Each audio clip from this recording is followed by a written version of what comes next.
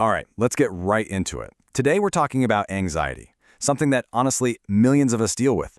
But we're not just going to talk about it. Nope. We're going to bust some of the biggest, most harmful myths out there and swap them out with some actual empowering truths. And I want to start with this quote because, wow, if you've ever felt this way or if someone has ever made you feel this way, please hear this. Your experience is so valid. It has absolutely nothing to do with who you are as a person.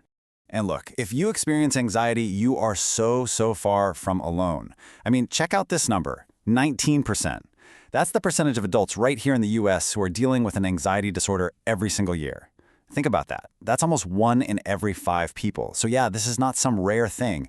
It's a really common part of being human. So, okay, if it's not a weakness, then what is it? And this is where things get really freeing. Let's dig into what's actually happening inside our bodies. Okay, so this is the key takeaway, right here.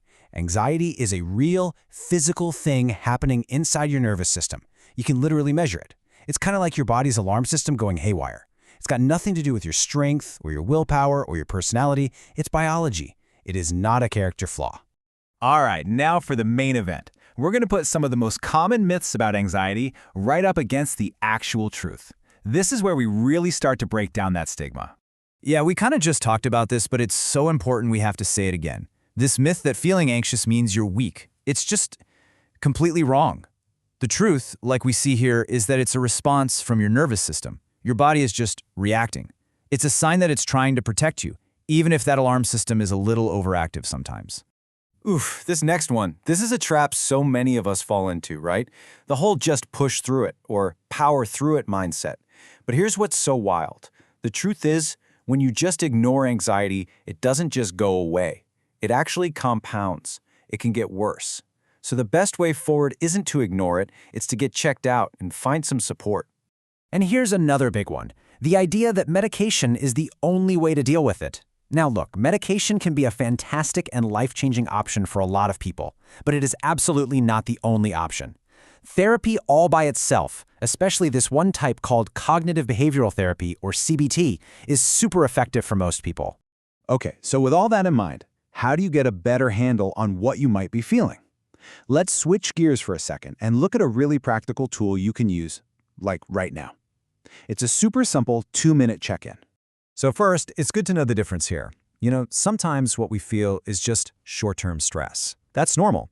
But when that feeling of anxiety sticks around and is pretty persistent, say for 6 months or more, it might be what's clinically known as generalized anxiety disorder, or GAD. And trust me, getting a handle on it early makes a huge difference. And that's the big question, right? How do you even know? It can be so hard to tell when you're in the middle of it. But guess what? There's actually a really simple, proven way to get a hint about where you're at. It's called the JAD-7 test. It's a free, totally confidential screening tool that actual doctors and therapists use. And you can see it's incredibly simple. You just go to the site, take the quick test, it's only 7 questions, and bam, you get your score right away. Now, it's not a diagnosis, but wow, it's such a powerful first step to just getting some clarity. And once you have that clarity, well, that opens the door to the most important part of this whole thing, the path to actually feeling better. Because there is a clear, proven path forward. And a lot of the time, that path leads right here to something called cognitive behavioral therapy, or CBT. You might have heard of it. It's basically considered the gold standard for treating anxiety. And that's because it's super practical. It's all about giving you skills to spot, challenge, and then change the thought patterns that are fueling all that anxiety. So, does it work?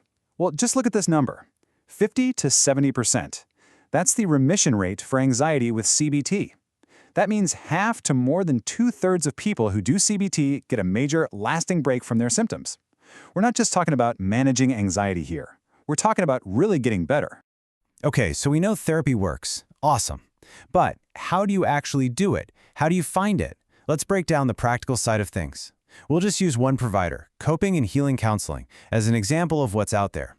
You know, one of the biggest things that stops people is the cost. So let's just pull back the curtain on that. Honestly, therapy is often way more affordable than people think. For instance, with a lot of providers, if you're on Medicaid, your copay could be zero, zilch. And even with major insurance plans, what you pay out of pocket for a session is usually pretty manageable. And what does getting help even look like these days? Well, telehealth has been a total game changer, making support so much more available. You want to look for practices that use secure video sessions, obviously. And it's also really important to find a place that has a diverse team of licensed therapists who really get what you're dealing with, whether it's anxiety, trauma, depression, you name it.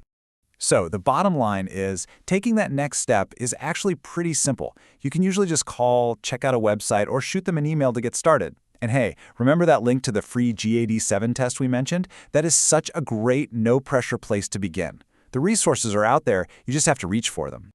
And that really brings us back to the beginning. It all starts with one small step. You know, taking that 2-minute test isn't going to magically fix everything in an instant, but it can give you that one thing you might need most, a moment of clarity. And that leaves us with a really powerful question to think about. What could just 2 minutes of clarity really change for you?